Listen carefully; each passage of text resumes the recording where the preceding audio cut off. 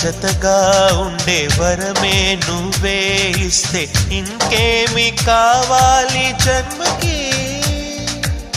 మచ్చలేని చంద్రుడిని మాట రాక చూస్తున్నా, వరస కాని బంధుని చొరవ చేసి అంటున్నా, ఇంకెప్పుడు ఒంటరినని అనరాదని, నీకు సొంతం అంటే నేనేనని.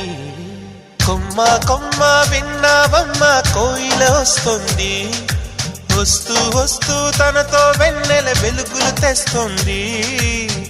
ఏవమ్మ మరుమల్లి తోరణాలు కడతావా, చిలకమ్మ ఎదురేగి స్వాగతాలు చెబుతావా.